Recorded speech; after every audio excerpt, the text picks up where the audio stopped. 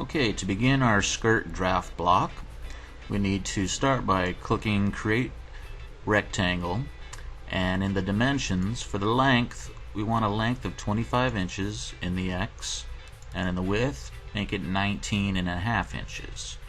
And name the block Skirt Block. Click OK, and then click to bring the piece down onto the working area. I'm going to zoom out a click here. Now we want to rotate the piece clockwise. Click the Rotate Clockwise button right here and rotate it 90 degrees. So this line at the top will be our waistline.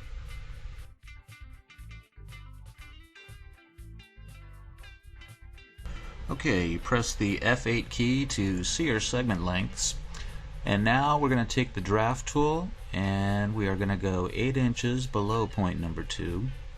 So click on the line and type in 8 inches in the near point. Click OK. And then to go straight across the pattern, press the F2 key.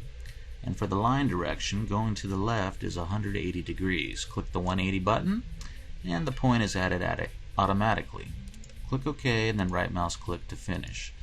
This line represents the widest point around the hips.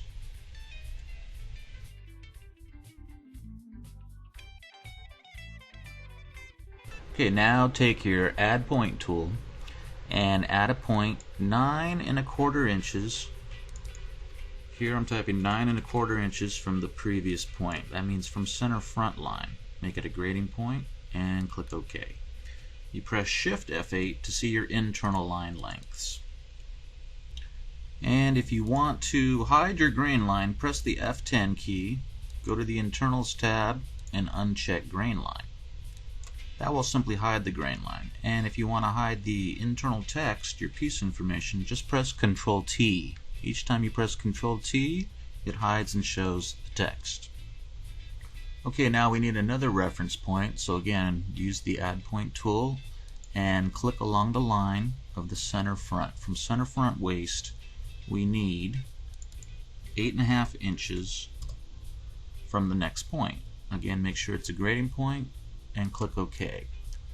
This is to include 2 5/8 of an inch width darts plus 1/4 inch of ease.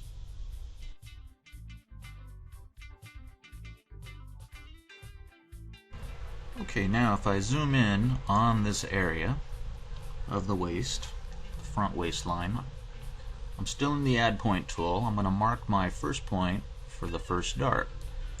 So this is going to be from the next point. I'm going to mark 3¼ inches. Click OK, and then I'm going to mark another point for the dart width.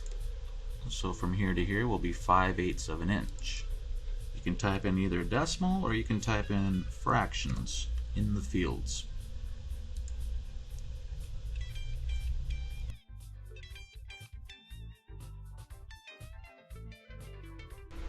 Okay, now for the second dart, I need a distance between the darts of 1¼ inch, so 1.25, and then again we need the 5/8 of an inch width for the dart.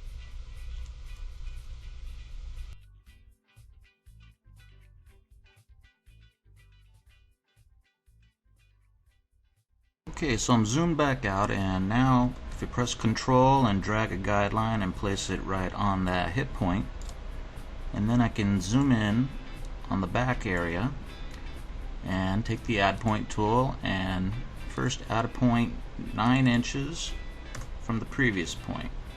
So this will include 2 1 1/8 inch darts plus 1/4 inch ease.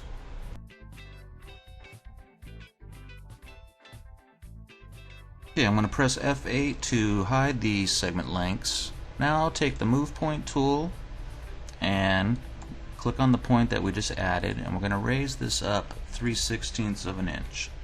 So put 0 in the X and type in 3/16, and we're also going to lower our center back point the same amount. So to go down, we type a negative.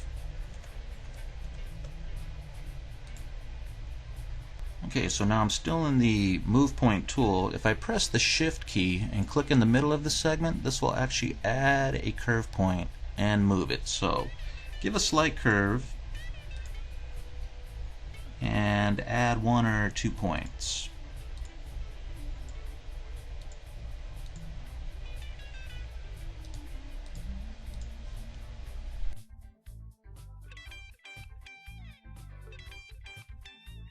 Okay, now let me zoom out here and again take the Add Point tool. Now we're going to mark grading points for our darts. So from the previous point, first dart is going to be placed at 3 1/4 inches from the center back point.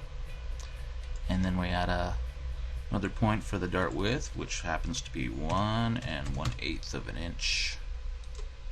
And then the distance between each dart is going to be 1 1/4.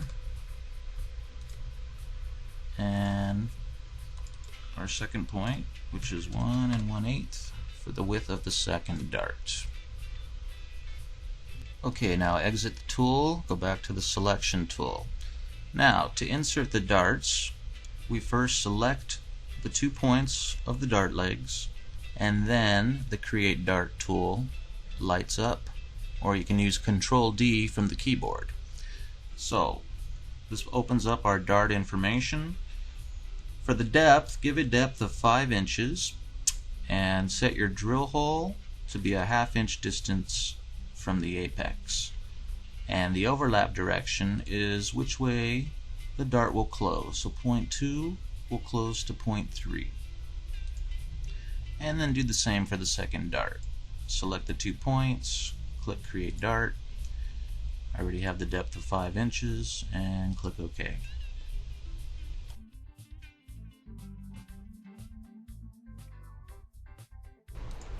Okay, now we're going to zoom in on the front area and do the same. Take the Move Point tool, and we're going to raise this point up 3/16 of an inch. So in the Y, we type in 3/16, and then select the 2 points for the dart, click Create Dart, and for the front darts, make those 3 1/2 inches in depth. And doing the same for the second dart. 3 1/2, okay.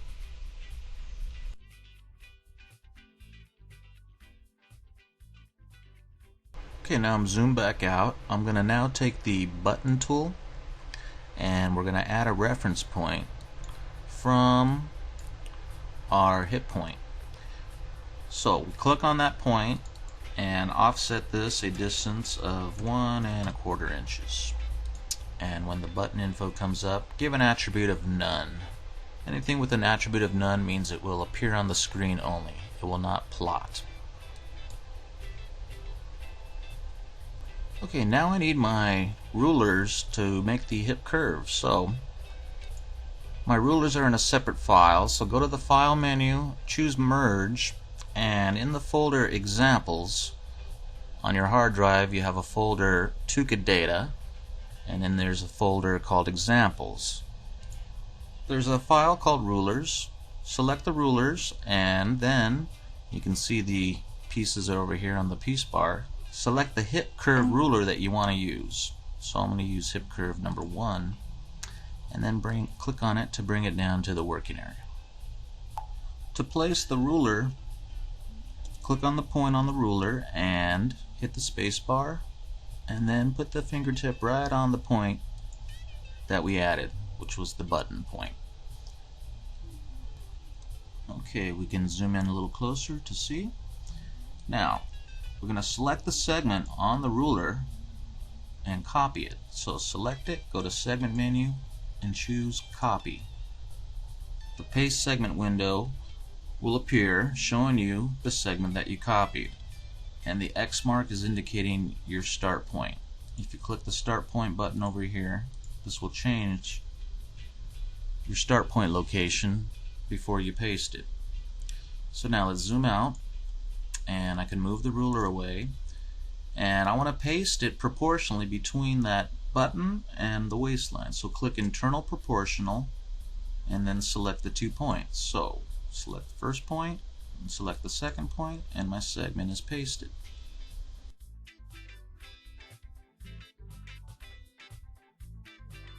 Okay, then we can flip the segment in the X direction. So click the flip X. So each click will flip your segment the opposite direction, and do the same thing for the other side.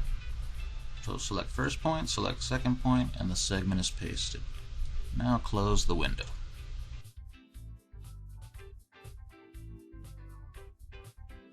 Join these two internals as one internal segment. Take the Join Contours tool and click on the common point twice, and then exit the tool, and you will now see both segments have been joined into one segment. Now we take the Add Point tool and add a point right in between these two grading points. So go proportionally 50%. Then exit the tool and hold the Control key and drag the guideline over to that center point. So once our guideline is placed in the center, this will control the balance of our new side seam. So now to move the segment over, take the Move Parallel tool, then click on the end point once, and then click again on the same end point, and move that point over to the guideline.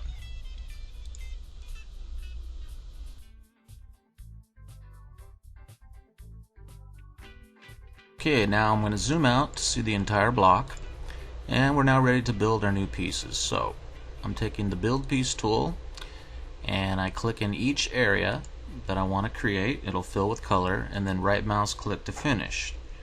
After you're finished, hit the space bar, keep the cursor inside the piece, hit the space bar, and drag out the piece. Now I'll click my backside, and right mouse click, and I lift this out.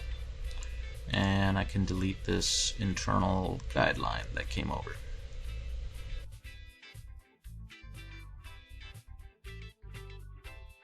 Okay, if you now want to clear your screen of all the guidelines, click the Delete Guidelines tool. That cleans up my screen.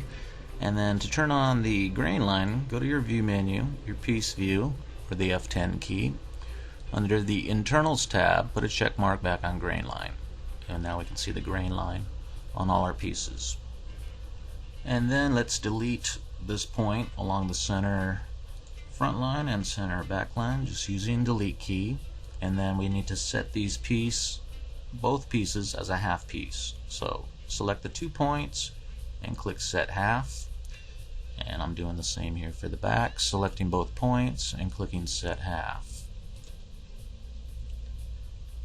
And then of course the final step in our skirt creation is to double click in each side piece and name the pieces.